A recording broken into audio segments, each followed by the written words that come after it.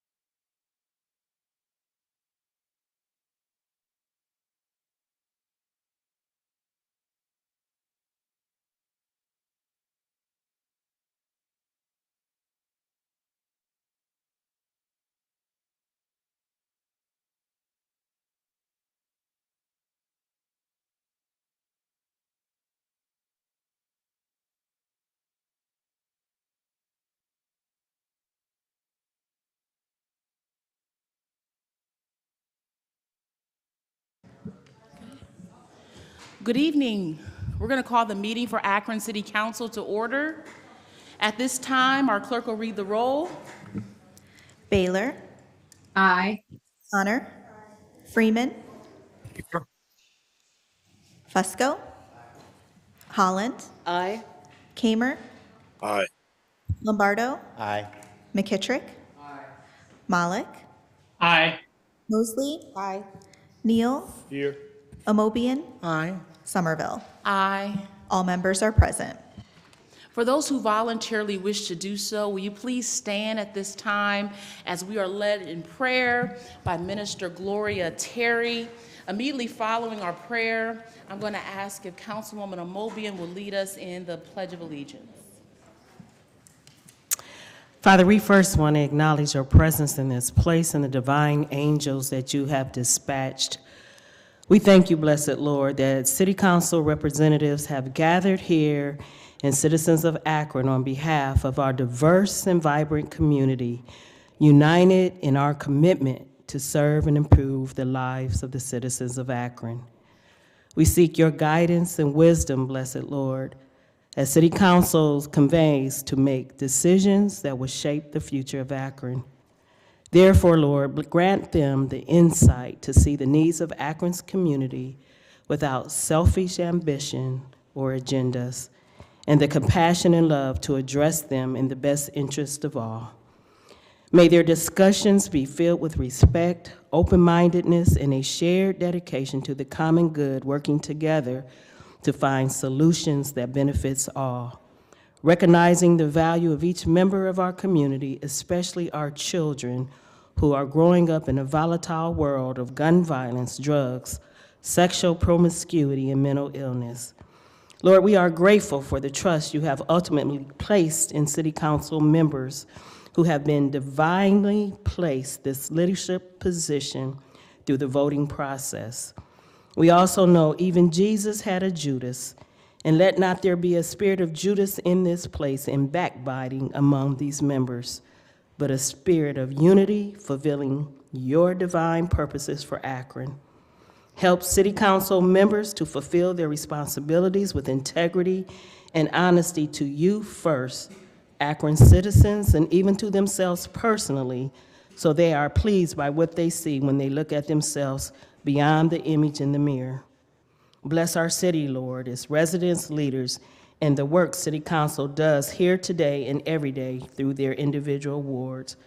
Now, Holy Spirit, guide their actions and decisions, that they may be a source of hope for the community of Akron's hopelessness and progress among the world's darkness and deception, wars and rumors of wars, family instability, gun violence, drug abuse, and much unrest in a world you created for people to live in harmony, love, peace, and joy.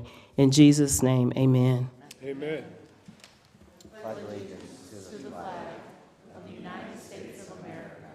And to the republic which stands, one nation, under God, indivisible, with liberty and justice for all.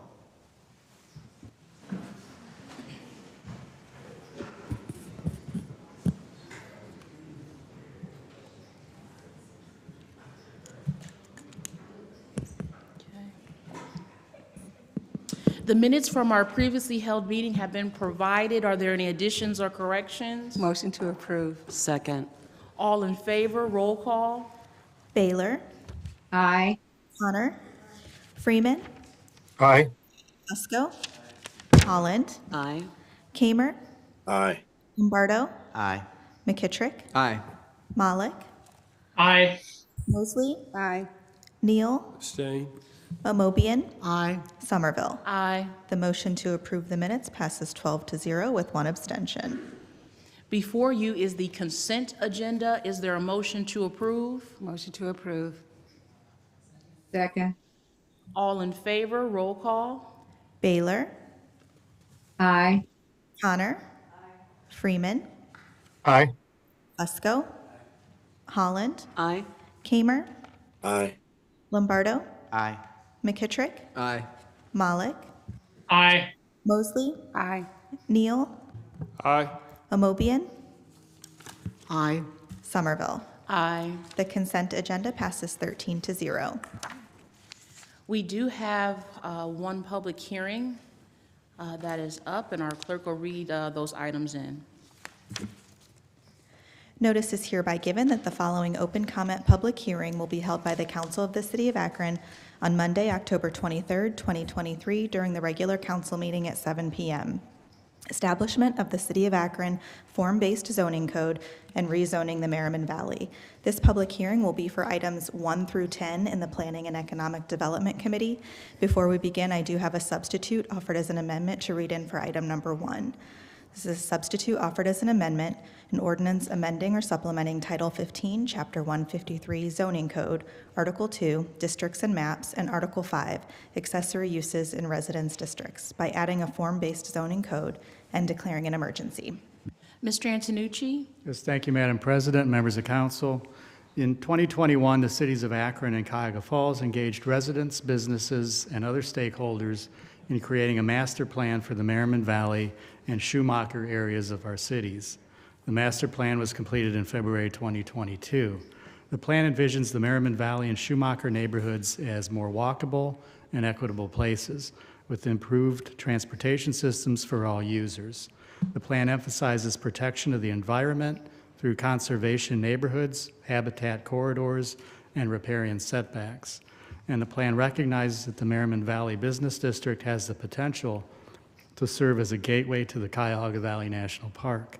Using the master plan as a guide, the City of Akron is taking actionable steps towards realizing the vision laid out in the plan. One of those steps is the adoption of a form-based zoning code that will guide conservation and development in the Merriman Valley neighborhood. The zoning code for the city of Akron was adopted in 1922 and has been amended many times since then. The proposed form-based zoning ordinance will provide a modern zoning code for the city and will ensure that going forward, new development in the Merriman Valley adheres to the vision of the master plan. The City of Akron form-based zoning code will foster the creation of a vibrant, walkable neighborhood by allowing for a mix of compatible uses. The form-based code specifies requirements for the physical character and layout of the built environment rather than focusing on the separation of building uses, such as residential uses versus commercial. The new code will use simple visual language and diagrams that are easily understood by the general public. The code will ensure predictable results for all stakeholders.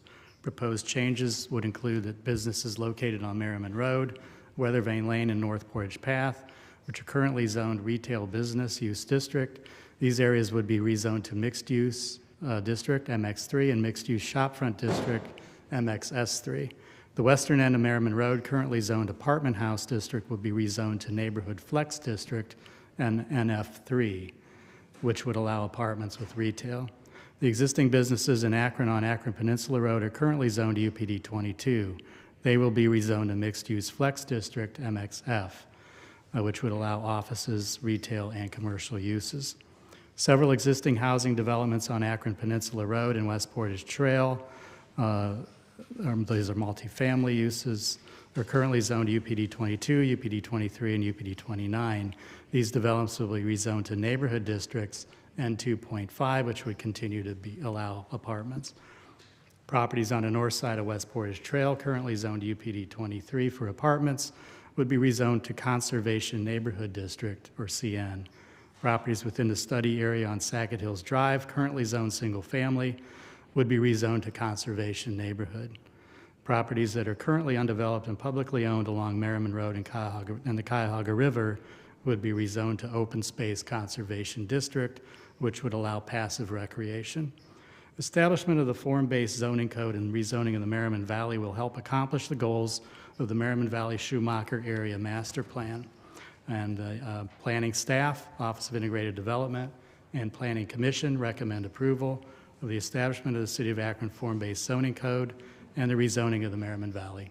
Thank you. Thank you. So at this time, we're going to open up our public hearing.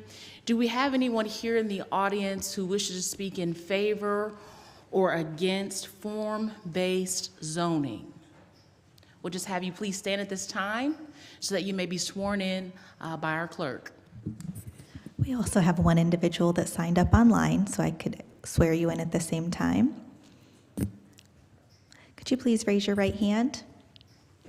Do you swear or affirm that the testimony you give will be the truth? If so, please say, "I do." I do. Thank you. Thank you. So we're going to begin with those who wish to speak in favor of form-based zoning.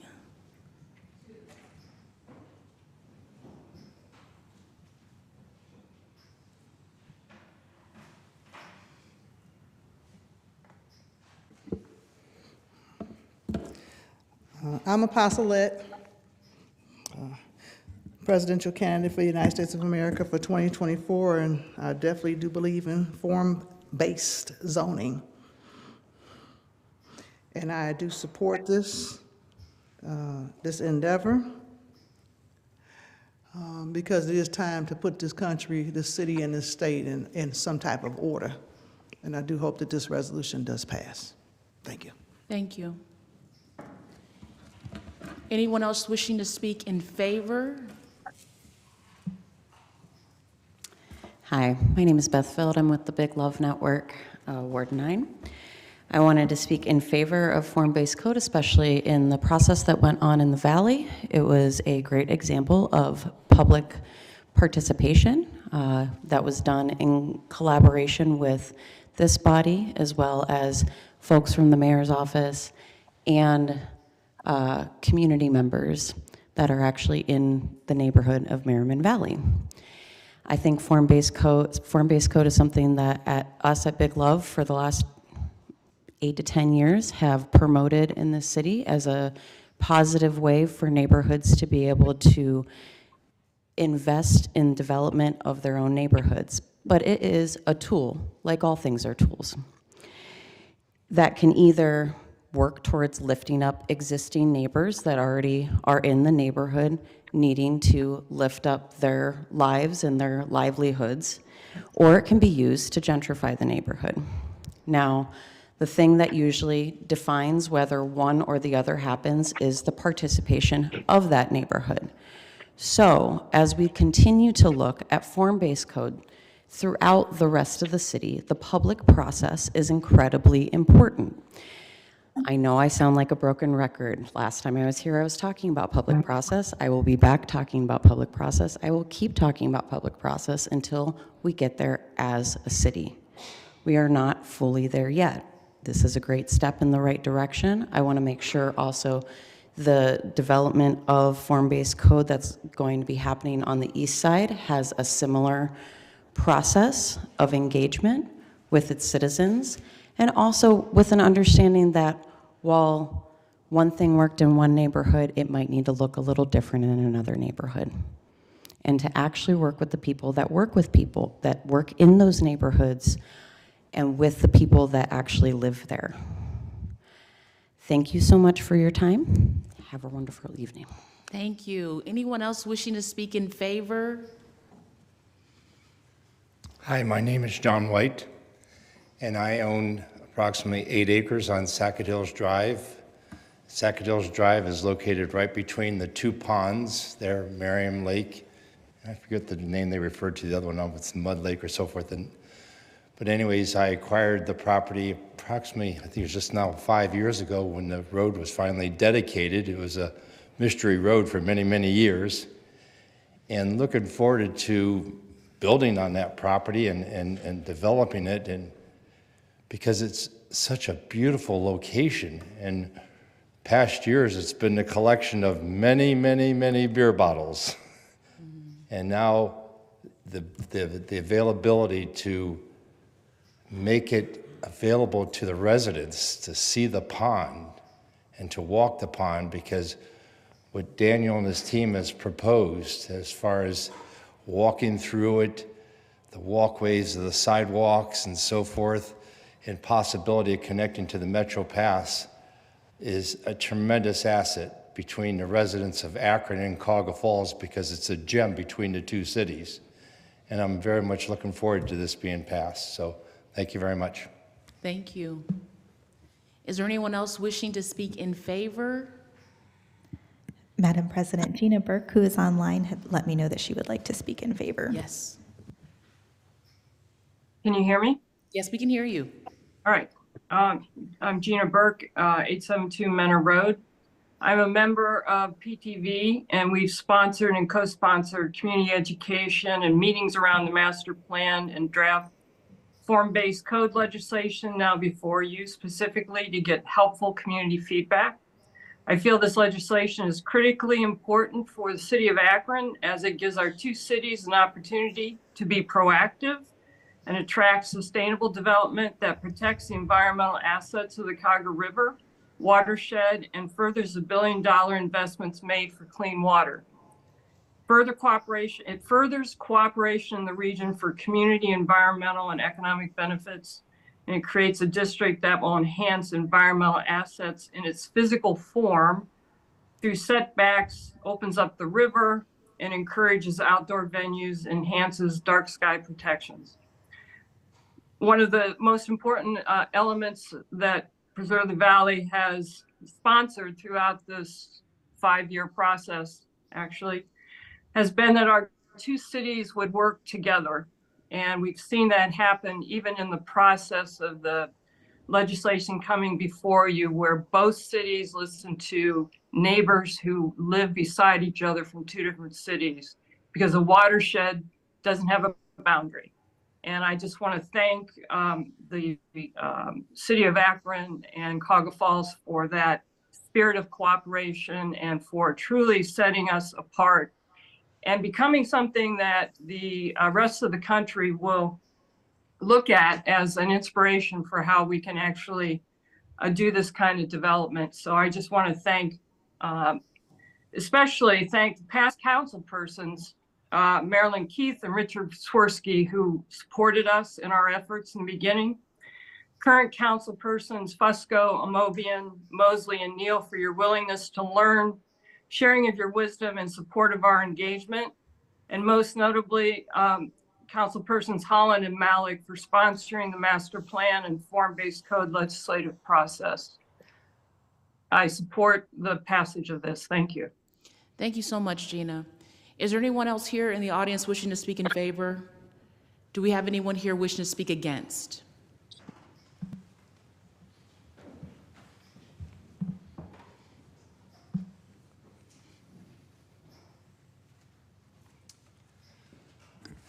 Hello, my name is David Garan.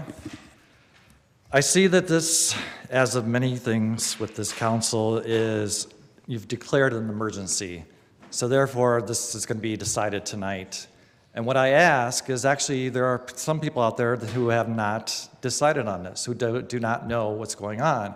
I talked to a business owner on Portage Path who was not aware exactly what's going on. Now we have it in writing. Let's go through the real process. I think it's 3 readings over 3 different council meetings, so people can really understand this and not be jammed through. That's all I ask. Thank you. Thank you. Anyone else wishing to speak against?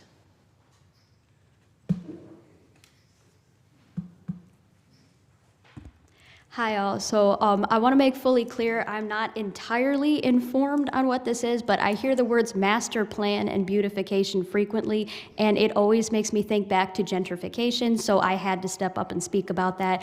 I used to live in Linden outside of Columbus, and I remember that area getting gentrified incredibly quickly and incredibly drastically within a very short period of time. My grandma getting incessant calls to sell because her house was apparently suddenly within a floodplain, which makes absolutely no sense because none of the houses around her in that area were also in said floodplain. It was just that her house was included as part of the development area for the Linden beautification project. So whenever I hear these words, beautification, master plan, redevelopment, I immediately get signals going off. So I would just like you all to take a lot of time to think about whether there will be, and if so, how many people might be displaced by this, how much, if any, rent will increase, what's being done to preserve the current residents and businesses and buildings, and what is being done to ensure beyond a shadow of a doubt that each resident is being included in the decision-making process, because we all remember White Pond, so just wanted to throw that out there.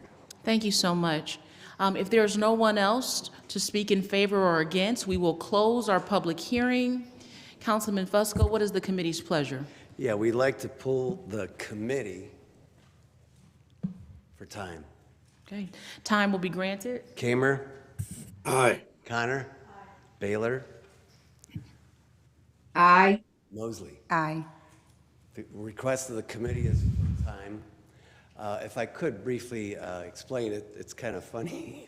This afternoon I was talking about the proposal on the east side, but in terms of this one over here, I don't know how many meetings there was. I would bet probably 8 to 10 meetings. There was a 3-day business planning meeting that occurred with Cuyahoga Falls and Akron. It was attended by probably hundreds of people. There was quite a few folks. If anyone went to that, I know some of us did. And there's been meetings with just the business folk. There was a huge meeting that was hosted by Shamus Malik and Nancy Holland in reference to this. And of course, the folks for Preserve the Valley also had a meeting in reference to this. But we are taking time. I'm respectfully asking all my colleagues who may not be 100% aware, give everyone time to ask the questions. So that they can see that and get their answers before we vote on it. Thank you. Okay, very good. That concludes our public hearing for this evening. We're now going to move into old business, and we will begin with planning and economic development. Councilman Fusco. Time on the agenda. Time will be granted. Public Safety, Councilman Kamer. Time. Time will be granted. Health and Social Services, Councilwoman Amobian. We're also asking for time. Okay, thank you. Time will be granted. Councilman Neal? Thank you, Madam President. I spoke to the chair. Just want to let folks know that the information requested regarding the Forever Our Children's shower bus, the budget information, was sent to our clerk. Don't know if she had a chance to send it out, but everything that was shared with us during the council meeting, committee meeting last week was sent out in regards to the budget questions, just like with the last piece, the public hearing. The request was for time so everybody could take a look at the information. I'm just requesting that folks look at it so that we can join the administration and the community partners by supporting this great initiative. Thank you. Thank you, Councilman Neal. That concludes our old business. We'll now move into new legislation. Item number 1 was the substitute offered as an amendment that I already read in. Item number 2 is offered by Mosley. Ordinance authorizing the Director of Public Service or the purchasing agent to enter into a contract or contracts with Mars Electric Company for supply of light fixtures and to enter into a contract or contracts after publicly advertising for bids with a contractor for the installation of parking deck lighting upgrades Phase 5 at the Cascade Parking Deck and declaring an emergency. Councilwoman Mosley? Thank you, Madam President. The committee is requesting consent agenda. This item will be placed on the consent agenda. Item number 3, offered by Mosley. Ordinance authorizing the mayor or his designee to apply for and, if awarded, accept and expend grant funding from Akron Metropolitan Area Transportation Study, AMATS, and declaring an emergency. Councilwoman Mosley? Consent agenda. This item will be placed on the consent agenda. Item number 4, offered by Mosley. Ordinance authorizing the Director of Public Service or his designee to execute the consent legislation with the Ohio Department of Transportation for the resurfacing of Route 8 and declaring an emergency. Councilwoman Mosley? Consent agenda. This item will also be placed on the consent agenda. Item number 5, offered by Mosley. Ordinance authorizing the Director of Public Service, without the formality of publicly advertising for bids, to execute the gas commercial line extension agreement with Dominion Energy, Inc. and declaring an emergency. Councilwoman Mosley? The committee's report is favorable, and we're asking for suspension of the rules. Are there any objections to suspension of the rules? Seeing and hearing none, the rules have been suspended. Nothing further. Thank you. The rules have been suspended. The committee's report is favorable. All in favor? Roll call. Baylor? Aye. Connor? Freeman? Aye. Fusco? Holland? Aye. Kamer? Aye. Lombardo? Aye. McKittrick? Aye. Malik? Aye. Mosley? Aye. Neal? Aye. Amobian? Aye. Somerville? Aye. This ordinance passes 13-0. Item number 6, offered by Mosley. Ordinance authorizing the mayor or his designee to apply for and, if awarded, to accept and expend the Ohio Bureau of Workers' Compensation Safety Intervention Grant for a portable traffic signal and declaring an emergency. Councilwoman Mosley? Consent. This item will be placed on the consent agenda. Item number 7, offered by Mosley. Ordinance authorizing the Director of Public Service or his designee to enter into a contract or contracts without the formality of publicly advertising for bids with PTA Engineering, Inc. for the provision of professional engineering services for the Low Lift Building 5 kV feeder relocation project and declaring an emergency. Councilwoman Mosley? Consent. This item will be placed on the consent agenda. Item number 8, offered by Mosley.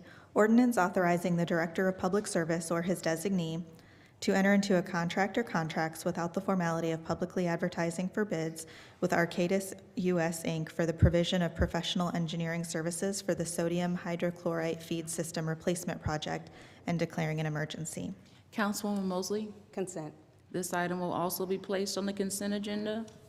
Item number 9, offered by Mosley.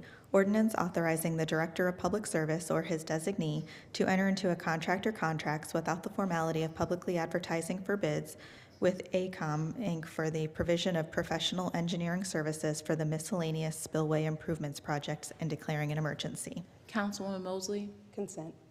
This item will also be placed on the consent agenda. Item number 10, offered by Freeman. Ordinance authorizing the mayor or his designee to enter into a contract or contracts with the United States Environmental Protection Agency for Great Lakes Restoration Initiative funding for the Gorge Dam Removal Bank Stabilization Project and declaring an emergency. Councilman Freeman, Committee's requested consent. this item will be placed on the consent agenda. Item number 11, offered by Freeman. Ordinance authorizing the Director of Public Service to enter into a contract or contracts after publicly advertising for bids for the completion of the Gorge Dam Removal Bank Stabilization Project and declaring an emergency. Councilman Freeman, Committee's requested consent. this item will be placed on the consent agenda.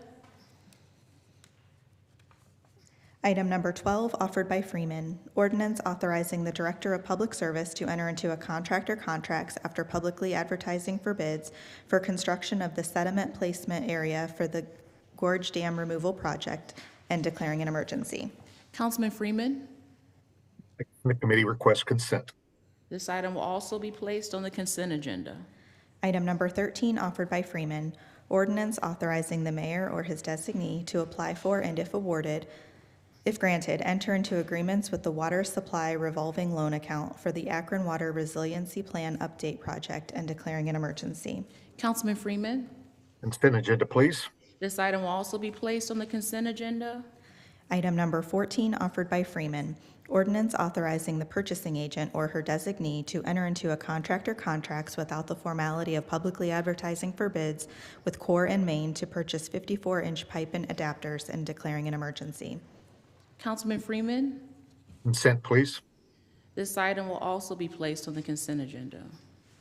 Item number 15 is offered by Councilpersons Holland, Mosley, and Malik. Resolution supporting a congressional passage of Medicare for All and urging all Ohio federal representatives to support the Medicare for All Act of 2022, currently pending in the U.S. Senate as Senate Bill 4204 and declaring an emergency. Councilwoman Amobian, The committee's report is favorable. We ask for suspension of the rules. are there any objections to suspension of the rules?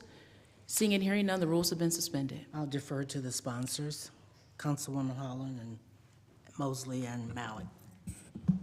Thank you, Madam Chair, and thank you, Madam President. The idea of universal health care for all, was born in the era of Harry Truman. These were the years immediately following World War II and all of the good ideas that came from FDR. This is an idea that was immediately met with full embrace by a great swath of the American people. And it would come up and fall back and come up and fall back another dozen times to get us to now. In my lifetime, it came up and came to my attention in the mid-90s. A young couple came to Washington, Bill and Hillary Clinton, and again, for the first time in my lifetime, we heard about the idea of universal health care. In 2003, John Conyers, joined by some 120 co-sponsors, brought the idea of health care for all to the United States Congress. And now here we are, and we're still waiting for it. Some 84 million Americans are currently uninsured or underinsured. And we spent a great deal of this calendar year in this council talking about the impact of that. Crushing debt affecting millions of people, dramatically changing not just things like ability to buy a home, ability to get along in one's life, but survival, longevity, the ability to go back to the doctor after a serious illness.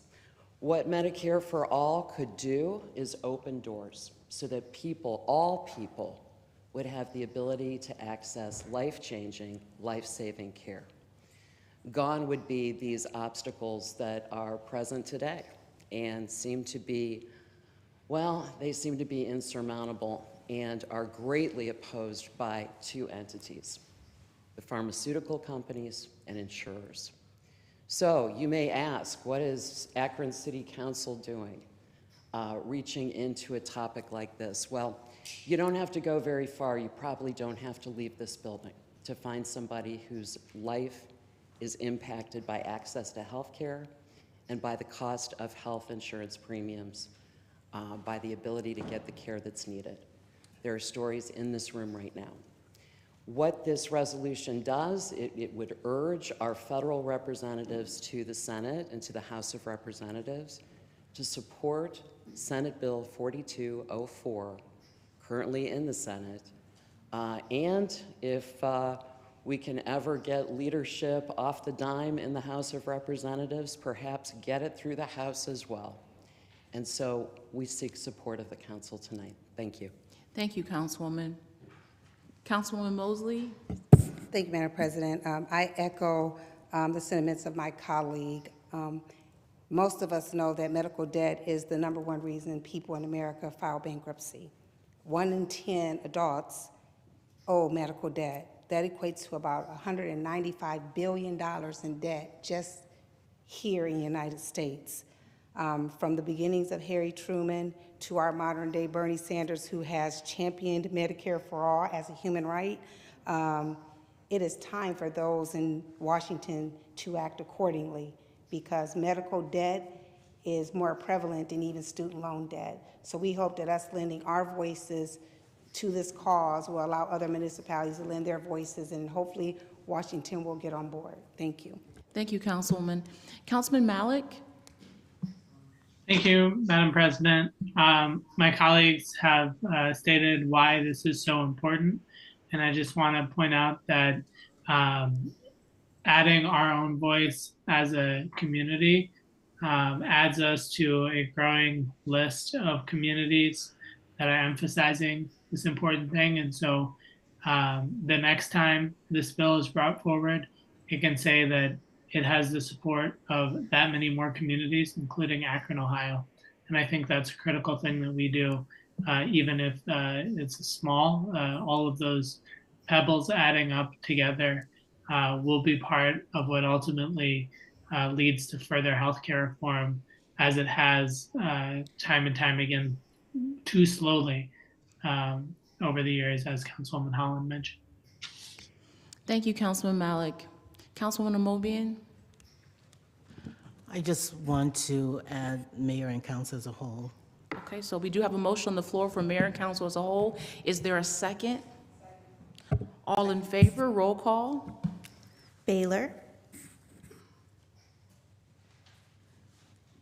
Aye. Connor? Freeman? I'll have to abstain, and I'd be happy to offer any comments if anyone would request those. Thank you. Fusco? Holland? Aye. Kamer? Aye. Lombardo? Aye. McKittrick? Aye. Malik? Aye. Mosley? Aye. Neal? Aye. Amobian? Aye. Somerville? Aye. This resolution passes 12-0 with 1 abstention. Okay, thank you. That does conclude our new legislation for this evening. We're now going to move to public comment period. If you are wishing to participate, I'm going to ask that you please stand at this time so that you may be sworn in by our clerk. All those who filled out a form to speak, you can stand. Yep. Could you please raise your right hand? Do you swear or affirm that the testimony you give will be the truth? If so, please say, I do. Thank you. Thank you. You will have 3 minutes to speak to this body. I'm just going to ask that when you hear your name, that you approach the podium. We're going to begin with Apostolette.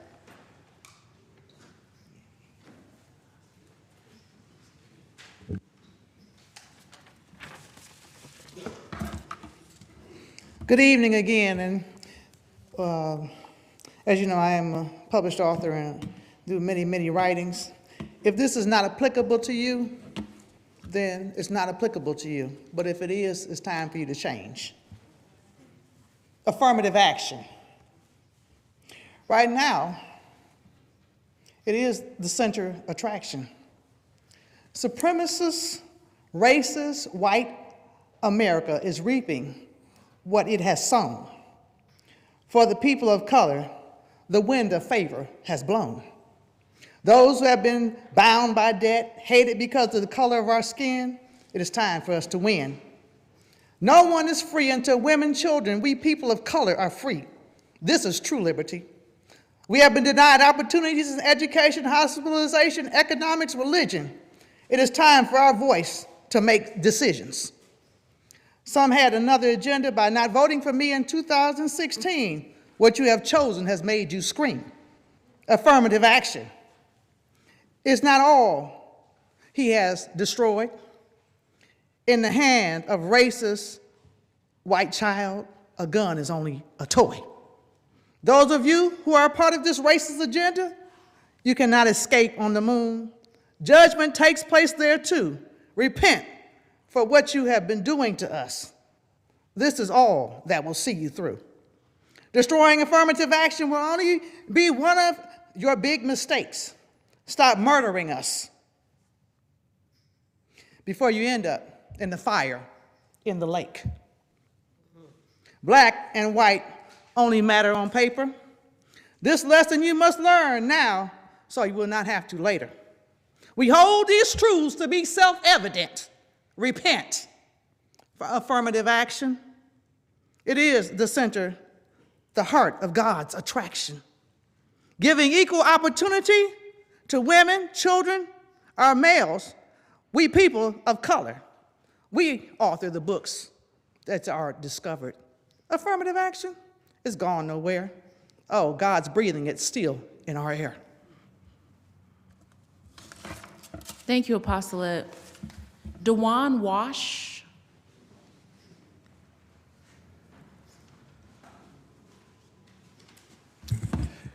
Good evening. My name is Dewan Wash, Deputy Executive Director of the Freedom Bloc. Last week, this council passed a resolution standing with Israel and with Jewish people. You also acknowledged that it isn't your lane, yet you proceeded to pass this resolution anyhow. It was also said that we couldn't discuss the Israeli occupation of Palestine in the same breath as a Hamas attack. The point, however, was missed, and the fact that these two things are intrinsically linked. We must not minimize the pain, fear, and angst that Palestinians have gone through now and since the end of World War I, while under the League of Nations, with the occupation beginning in 1948, when the Jews from Germany were brought to Palestine under British protection. We must recognize the pain, frustration, loss of land and lives as the story of Palestinians has many of the similarities to the founding of the New World when Christopher Columbus got lost and thought he was in India. Death, disease, and war followed. To date, over 20,000 Palestinians, much of whom are not Hamas, have either lost their lives or been injured. A great deal of them are children. They've been starved of food and water. They've been forced from what little land they have left after the Israelis ordered over 1 million to flee south in 24 hours, only to bomb them. Israel has not been caught in the middle, and it's been caught in multiple lies, from the fact that they don't bomb hospitals, schools, and churches when they in fact do, and it is only these lives, the lives of your friends, that your silence, consent, and resolution value. To put this into context, it's similar to asking everyone in the Akron and Canton area to move south to Columbus. Something each of you know would be nearly impossible in a 24-hour time period, even with ready access to vehicles. Last week, you drew a line in the sand by acknowledging the pain of the oppressors and ignoring the oppressed. Though you may think you did a good thing, you added to the violence through your silence and legislation. I'm not sure if any of you are believers or consider yourself to be religious or spiritual, but humanity is failing. Many of you said amen at the opening prayer, which noted a world of love and harmony. The clock is ticking, and war, death, and violence will usher in our end. If you live by the sword, you shall die by it. Violence begets only more violence and death on all sides, and we all lose. From the videos and statements I've seen the Israeli government this week and our yielding support of their actions, we are funding and exporting right-wing terrorism to the tune of $100 million, while Americans live without homes, food, health care, transportation, quality education, and the things we want our tax dollars to pay for. Ask the people in Lahaina if $700 is enough for them to rebuild their lives. How has our investments in proxy wars with China, Iran, and Russia helped anyone? It shouldn't be this simple for us to choose sides in this sort of situation. It should be hard. Decisions should be made with due regard to the whole of a situation. It shouldn't be easy for us to lose the capacity to recognize human suffering and not act to do anything about it. Thank you. Thank you, Mr. Wash. DeAndrea Thomas.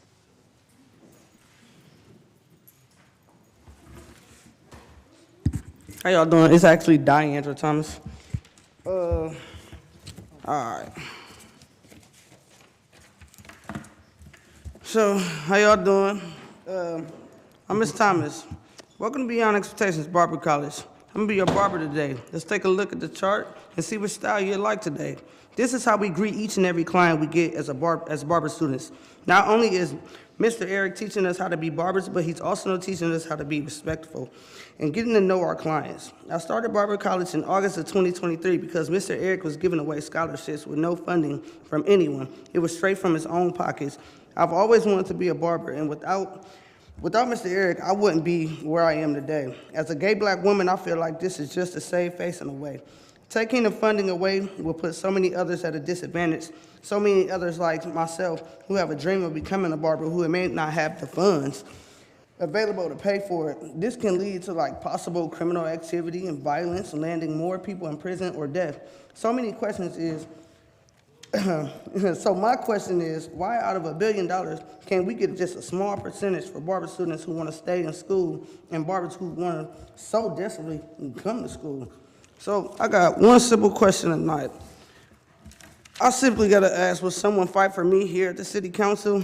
Ms. Ginger Baylor, Ms. Nancy Holland, Ms. Linda Omobian, Ms. Margot Somerville, Ms. Sharon Connor, Ms. Tara Mosley, would you guys fight for me?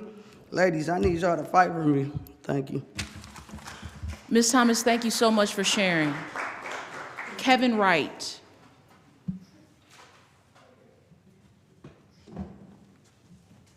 How you doing?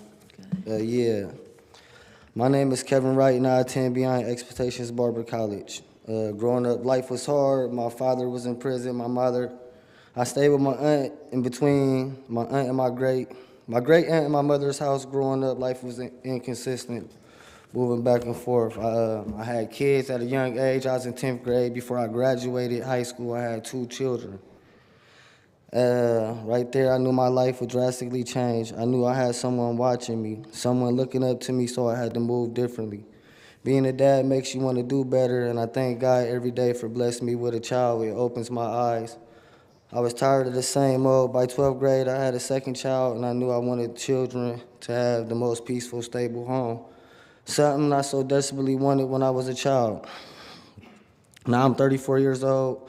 I'm a head coach of my son's football team. I run a nonprofit. I'm a videographer, and I will soon be adding barber to all of my accomplishments. I heard about BEBC like most of you have. It's awesome to see a black man coming from my background as myself just to put everything together and make it happen. I believe in myself 100%, and I know I'll be great. BEBC had such positive impact on my life, and I'm still to be amazing full-time dad while pursuing a career I love. We have judges, doctors, athletes, anyone you can name come through our school, and it's cool to see them talk to us and give us advice on our journey to success. I want this program to be around forever. Kids and young adults love coming here. They're comfortable. We need funding. We need people not to turn a blind eye to us. We need you guys to care just like BEBC cares. Please bring back funding for my school, Beyond Expectations Barber College, so that people behind me will have a safe environment to be themselves and learn. Thank you for your time, and I really hope you guys really hear us and understand that we need your help to keep this amazing program going. Thank you. And I'm just saying that because, you know what I'm saying, as right now I'm a single parent and I'm going to school, you know what I'm saying, it's hard to go to school full time, then be a dad when I get out of school, then go coach a football team, then run back home, try to do my homework to go to school back in the morning, you know, the school paying for me to go here, so I sacrifice my time just to have something positive going on in the next 7 months. And I just ask for y'all to bring funding back for the school because they helped me change my life. Thank you. Thank you, Mr. Wright, for sharing. Thank you. Ricardo? How you guys doing? My name is Ricardo Augustin. I'm currently enrolled in the barber program at BEBC. It is obviously very disheartening that the city would choose to pull funding from the Barber College. To cut funding from an entity that works very hard to make a difference in the city as well as teaches students to do that the same is wrong. Something needs to be changed. To say that there is a potential ethics violation only to find out that there isn't one, to then say that you still won't follow through with the funding is simply because of how it looks. These excuses lead me to believe that there has to be more. This can't just be about how something will look when there are people on the council and in other levels of city government that receive city funds and have been for years. Last week, my fellow classmates shared their feelings on the matter.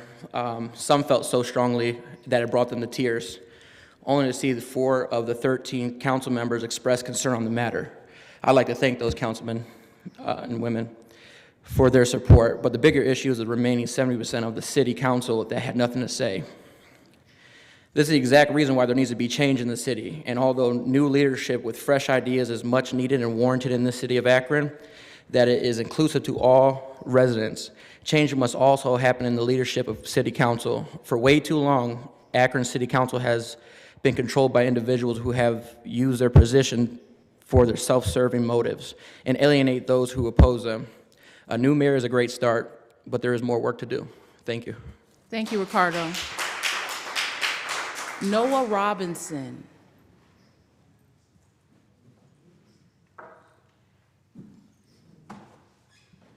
How y'all doing? I just want to come up and say, growing up, I grew up in like a kind of tough neighborhood, and I grew up with some friends who got themselves into some bad things. I grew up with friends that have been murdered, gone to prison, and I have friends from middle school that are going to spend the rest of their lives in prison and won't ever see the light of day. And I know people like that in their 20s and that are going through that now. And I know people that have came into the Barber College, and Mr. E has really changed their lives for the better. And I just want to come up here and say that please bring back the funding, because it's more than just barbering. It's more than just cutting hair, doing a taper, doing a trim, doing a fade. It's really more than that. It's about getting people in the community to do positive things with their lives and be able to make money with their lives. A lot of the crime in our city comes from people not being able to afford for their families, and so they go out here and get it any way they can. If you bring back funding for Beyond Expectations Barber College, that'll change many people's lives. It wouldn't change everyone's life, but a couple people. And in a city full of crime, a couple people is a good start. Thank you. Thank you so much, Noah. David Garand. David Garand.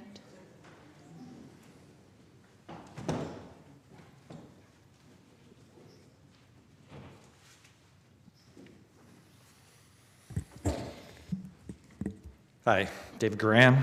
Last week's resolution passed by council expressing sympathy for the victims of the recent terrorist attack by Hamas was poorly crafted. Of course, we don't condone violence by Hamas. However, this resolution didn't mention the violence committed by the Israeli army and Israeli settlers who are living on Palestinian land in the West Bank and have taken Palestinian properties in Jerusalem within the past year before the attack by Hamas. Since January 1st of this year, 1 Palestinian per day has been killed by Israelis. Then, after the attack, the Israeli army has been doing indiscriminate bombing, which is a war crime, of civilian Palestinians, Coptic Christians, other Arabs, and people from various nations, including Americans in Gaza. And then we, as a country, we are responsible for a lot of this violence. The United States is the greatest purveyor of violence in the world, as per Martin Luther King, and it's still true today. Now moving to Merriman Valley, East Market Street, and the riparian setbacks.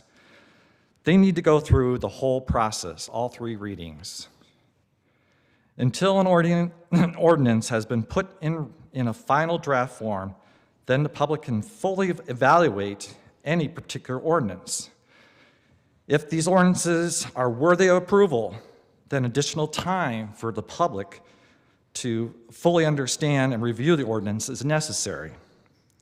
I hope the push to pass these 3 ordinances is not for political reasons and to placate donors such as the Realtor Association. Right, Mr. Fusco? Thank you very much. Thank you. Beth Vield.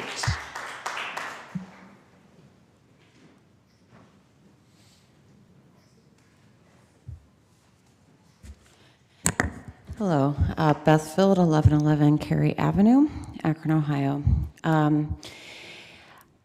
I am in support of the form-based code legislation coming before us because there was a public process.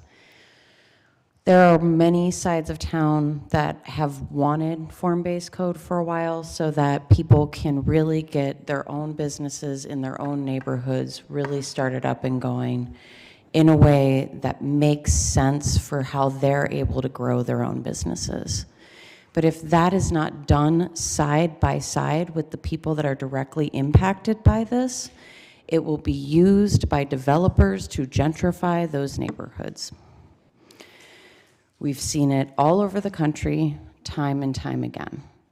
So it should not be a problem to wait and have all three callings to hear from citizens. We should be wanting to hear from citizens.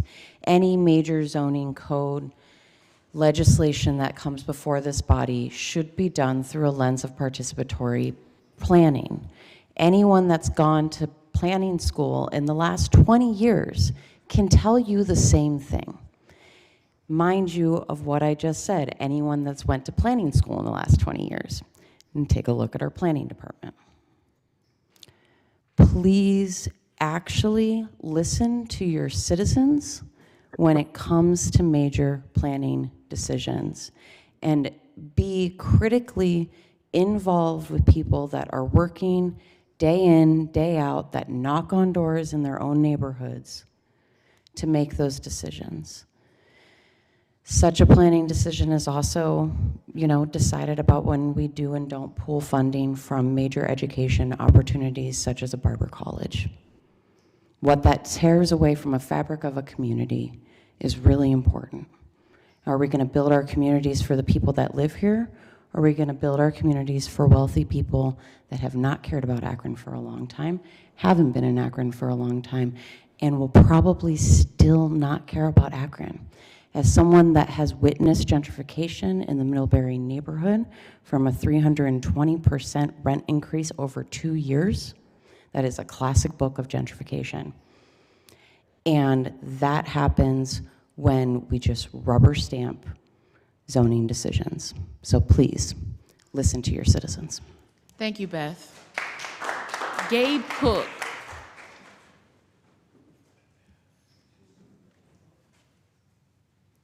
Yo.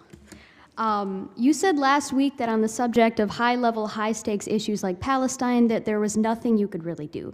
You all know that this is false. Nancy Holland, you said last week that there was nothing you could do about Palestine or Medical for All in any material way, but tonight you have introduced a motion to declare support for the latter. So clearly you all do recognize that there are material things you could do to change our conditions. Looking back at the past year, there are things that you must do to change our conditions, to show solidarity with the people of Gaza who are being ethnically cleansed currently. These things are that you can cut ties with Akron's sister city, quote unquote, Kiryat Akron, which is a city that was renamed after it was occupied by Israel. You can cut contracts with all Israeli businesses that you have prioritized over local businesses, including Kolu for the Akronite app, and you can ban APD from ever training in Israel as so many other cities' police forces have. You can also do many things to begin to undo the open-air prison conditions we have here in Akron. You remember that for bravely protesting the murder of our neighbor Jalen Walker last year and this year, over 100 people were arrested and charged, several of which are currently still in custody. You remember that despite this, you all continue to hemorrhage more money, vehicles, body armor, surveillance, toys, and weapons to Akron Police Department every other week. You remember that Jalen's killers are back out on the street today, back on street duty with no repercussions or warning to our community. You remember the black neighborhood that was bulldozed to make way for the inner belt. We do indeed have our own conditions here in Akron that mimic that of an occupied state for Akron's black residents. Our conditions are inexorably linked to those of other places that utilize the same violent tactics, including Israel. When American police are training with Israeli police, when we buy Israeli surveillance devices, when our police use Israeli combat tactics to kneel on our neighbors' necks, and when we invest in Israeli businesses over business owners right where we live. This is urgent and unignorable. It's not just that. I shouldn't have to convince you all of why a genocide affects you to take the actions that you know you are fully capable of taking to help this genocide stop. When Israel's false stories of Hamas's mass rapes and beheadings of babies were redacted under the slightest amount of pressure from the public, you repeating these stories is contributing to this genocide. Your lack of action will contribute to this genocide. So I will say it again, cut ties with Kiryat Akron, cut contracts with all Israeli businesses that you have prioritized over local businesses in accordance with Palestine's call for boycotting, divesting, and sanctioning Israel. And then finally, ban APD from ever training in Israel like Durham, North Carolina, and other cities have already done. Thank you. Thank you, Gabe. I do believe that we have Reverend John Beatty online with us who wants to participate as well. Reverend Beatty, can you hear us?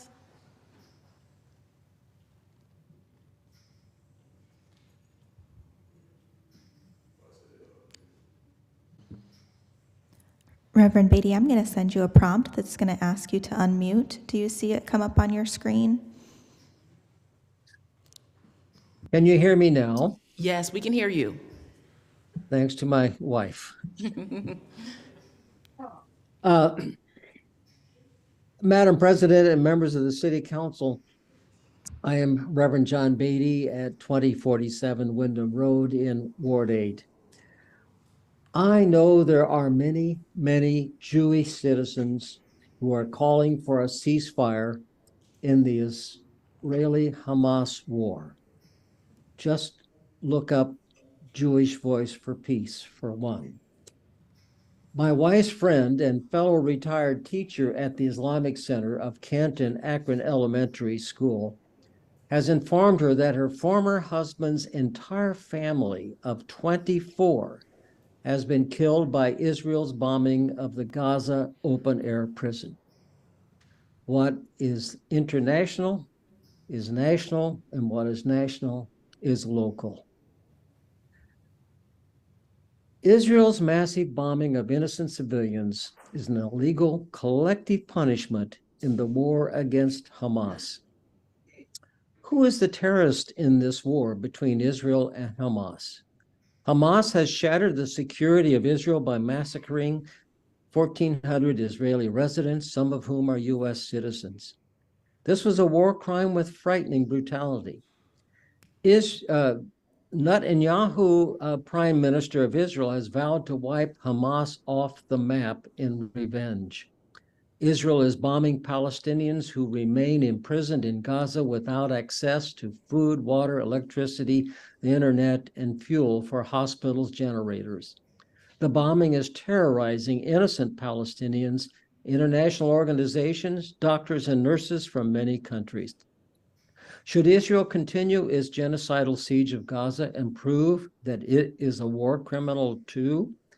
Does the wanton killing of 1,400 Israeli residents justify the starving and a bombardment of 2,300,000 Palestinians who have nowhere to escape? We are seeing in real time the worst war crime ongoing since the Nazis' killing of 6 million Jews. Can Israel survive this horrible blot on its reputation and its history? Israel has bombed the oldest Christian church in Gaza, killing 18 Christians and Muslims seeking its shelter. Israel has bombed a mosque in the West Bank. Can a nation founded on one of the three Abrahamic faiths, Judaism, survive this sacrilege? Pray for Israel, that it may recapture its humanity for God's sake and honor the equal humanity of Palestinian Christians and Muslims. Thank you. Thank you, Reverend Beatty. That concludes our public comment period at this time. I'm going to ask you to refrain from clapping. Thank you. At this time, we want to go over our committee assignments. Rules, Councilman Freeman. Yeah. Public Safety, Councilman Kamer. 2:15. Budget and Finance, Councilman Freeman. 3 p.m. Parks and Rec, Councilman Lombardo. 1:45. Planning and Economic Development, Councilman Fusco. Housing and Neighborhood Assistance, Councilman Fusco. Public Service, Councilwoman Mosley. 2 p.m. Health and Social Services, Councilwoman Amobian. Public Utilities and Green Committee, Councilman Freeman. 2:45. Is there anything else coming before this body at this time? Councilman Neal? Thank you, Madam Chair. Just want to inform the public that next Wednesday, November the 1st, will be the Ward 4, Ward 8 White Pond update meeting that will be taking place at Swissler Hall on the campus of St. Sebastian's. The meeting will start at 6 o'clock. That meeting will be ran by the public. Representatives from the city's administration will be there. Also, hopefully, it's good to see that there's going to be coordinated discussions in our communities headed by Danico Buckley and the Project Ujima in regards to youth violence. For those that are in, the meetings start on the 26th at North High School from 6 to 8. On the 28th, which is a Saturday, at Garfield from 10 to 12. On Thursday, November the 2nd, from 6 to 8 at Joy Park. And on Saturday, November 4th, from 10 to 12 at Bukto High School. The community is going to be coming together to give their opinion on what can be done to address violence in the community. It would behoove us on council to find ways to support the initiatives that they bring forth. And by support, I mean resources, financial resources, either in kind by making the CLCs open and available and covering those insurance costs, or with dollars. It goes back to us having the budget discussion, which touches on many of the things that we talk about down here. And then, again, thank you for those that have come down to share. I do want to speak in regards to Beyond Expectation Barber College. What Brother Garrett is doing with those young people goes far and beyond just teaching them and exposing them to business. This past Saturday at Bukto High School, we had our 48th annual Pancake Day. And Brother Garrett brought some of the students there just to engage the public. But then that evening, no, it wasn't that evening, Friday evening, the evening before, I was at the ADM Board's fundraiser dinner.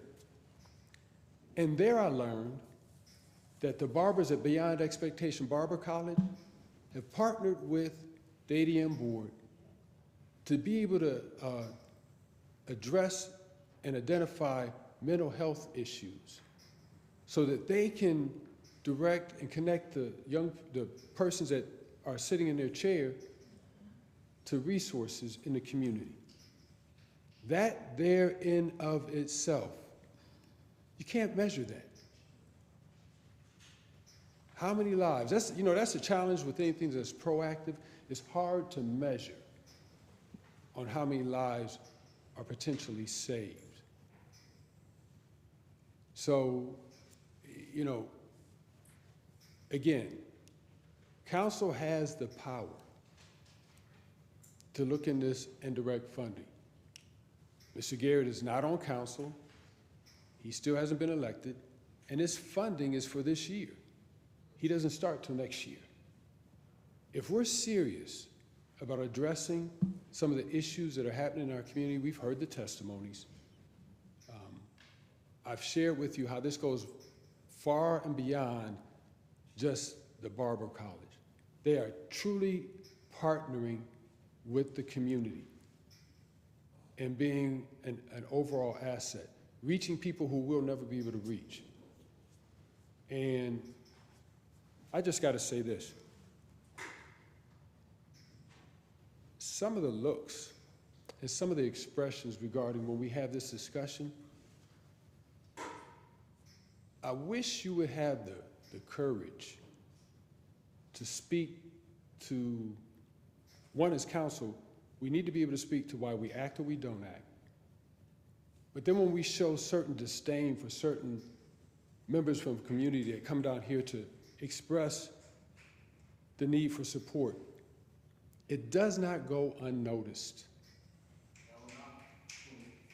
So again, I just want to say thank you for the citizens that came down, and I just wanted to again share with council, what's going on at Beyond Expectation Barber College is far greater than them learning that skill set. They're learning how to be contributors to our community as a whole. Thank you. Thank you, Councilman Neal. Is there any other council member? Councilwoman Mosley?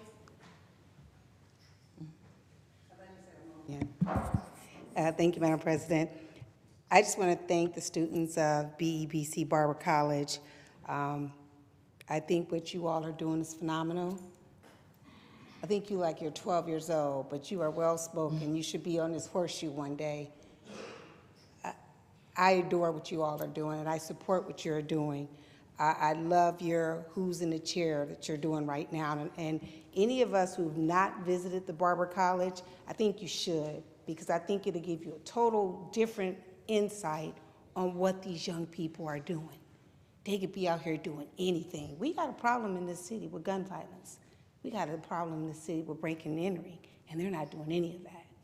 They're out here trying to make a way, some of them out of no way, because they had someone who believed in them, someone who could be out doing other philanthropy work. But he and his family has sold into these young people in such a way. And I think we all owe them a bit of gratitude for the work that they're doing. I do hope that there's a reconsideration on the funding that was approved, applied for way before a primary election and was approved before a primary election, that we figure out a way to give them the funding that they deserve, that those reimbursements happen because they deserve them. And if not, I hope this body takes action and give them the funding that they need. If the ADM board can step in and fund them and do the work that they're doing out here in the community and talking to people, any of us who go to a barbershop or a beauty shop know that's where the real conversations happen. That's when you have real conversations with people about life issues. And these young people are doing that. And they're sending those referrals back.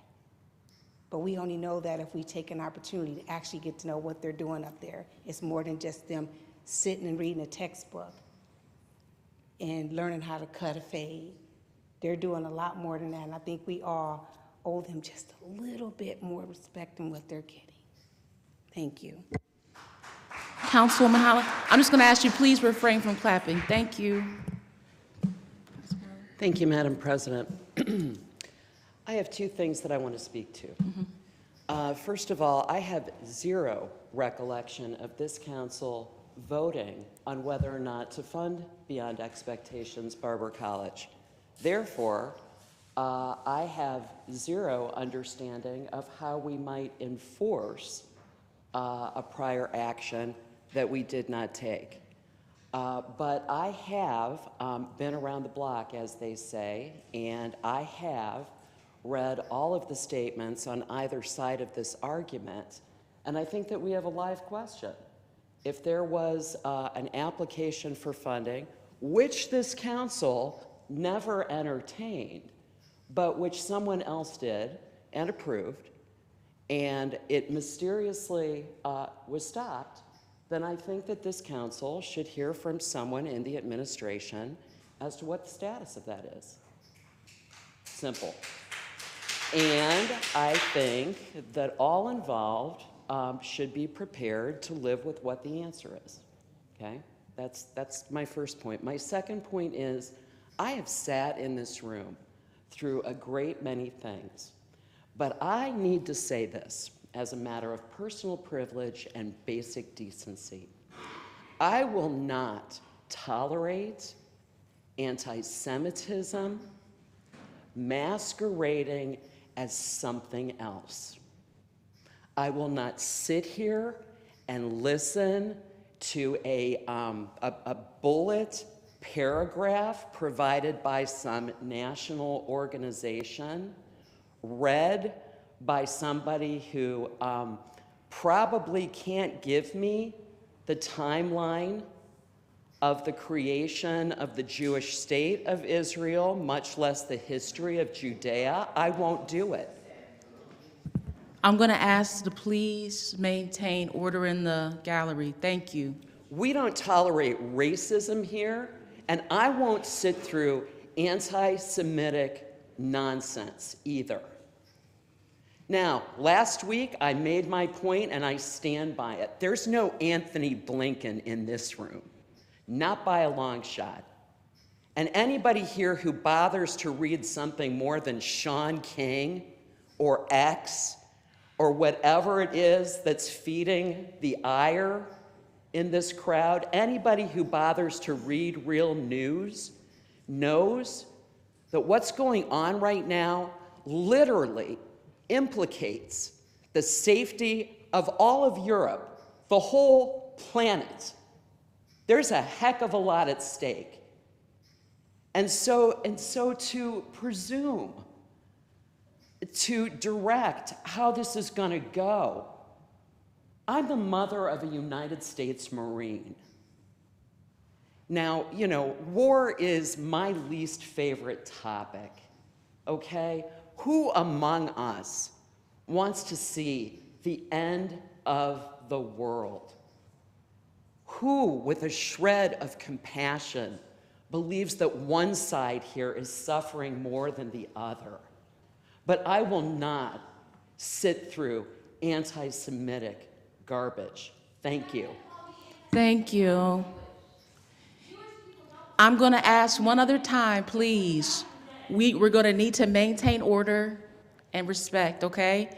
You stood at the podium, all of you, and we gave you your time. And again, this is an official meeting, so we want to make sure that respect is carried all the way through this process. Is there any other council member that would wish to speak? Councilwoman Amobian and then Councilman Fusco.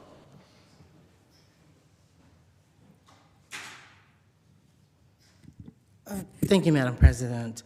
There are two things I want to talk about. I certainly want to share in the comments that were made about Beyond Expectation Barber College.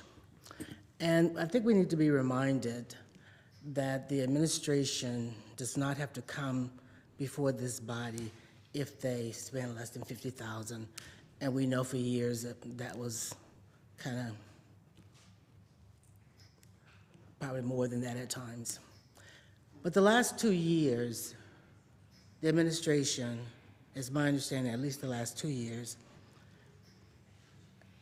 has paid scholarships for young people at Beyond Expectation Barber College, $30,000 for 5 or 6 students. And they were, again, it is my understanding, promised $30,000 in scholarship support for students. And that's what we're talking about. And it should continue. And based on what I heard last week, it appears that Mr. Garrett has removed himself from running the college and recognizing that there could be, if he is elected and sworn into office down here, there could be a conflict. There is no conflict at this time. And he won't get into office before the end of the year. We know that. So the $30,000 that's been promised to this school for these students should be released to the school. That is my position, and I think that's what I've heard from other students, from other council members. And I think when we talk about fairness, and we talk about individuals that are trying to pull themselves up by their bootstraps, who may not even have bootstraps, I mean, what we have seen and heard is enough for all of us to support. There's no reason why we shouldn't support these young people trying to do something with their lives, and I strongly support it. Not only that, you mentioned mental health. The students at Beyond Expectation Barber College do haircuts for mentally ill individuals. I work for an agency of behavioral health individuals.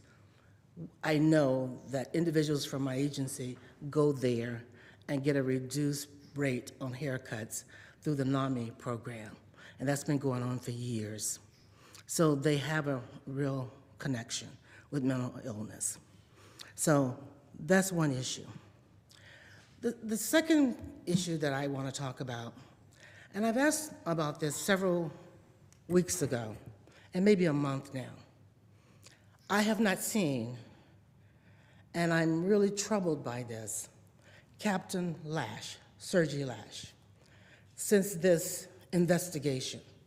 I have asked for people to, whoever's doing this investigation, to do whatever they need to do and release the results to the public, because she hasn't done anything wrong, and somebody leaked it to the Beacon on purpose to smear her reputation, but no one can give us the final outcome of this so-called investigation. It's time for this investigation to end, and I am absolutely certain, without a doubt, that these subordinates who taped her, videotaped her while she was in a session with her applicant, I'm sure they have been disciplined. If not, I'm sure they will be, because that borders on criminal behavior. It's illegal to tape record somebody without permission of the individuals that are involved in the conversation. So I'm troubled by that. I'm more troubled by the fact that we know the work that we hired Captain Lash to do. And I've said repeatedly that if we look at the results of diversifying our fire station prior to the work she did and compare it to after the work she did, we will see that she was doing the work that we asked her to do. And why we can't conclude this investigation and share the results with the public, I don't know. But it needs to be done, and it needs to be done soon. Whoever leaked it to the Beacon, many of us wouldn't have known about that until they leaked it. Now that it's out there, the result of the investigation should be released as well. Thank you. Thank you, Councilwoman. Councilman Fusco? Motion to adjourn. I just want to make sure before we go that far, is there any other comment before we do that? And if not, before we go with the motion of adjournment, I do want to say one thing. I want to thank the Barber College students who have come down repeatedly and who have shared your success stories and how important this program has been to you. But also, I think it's also very important that all of you have the information, right? And the public needs to have the information. All council members need to have the information as to why we're even having this very conversation. Akron City Council, we do not approve applications, right? We don't approve anyone, we don't deny anyone, right? But I think by you guys coming down, council does have the power and the authority to investigate, right?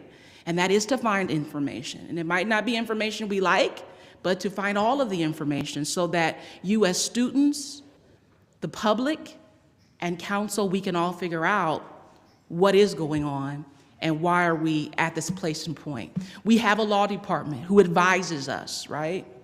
And so I think if council is okay, I've heard from several council members, if it is okay that we proceed and we investigate this matter and we make sure that we bring those findings, not some, but all, to the public so that we have clear information and understanding as to why this funding was denied, okay?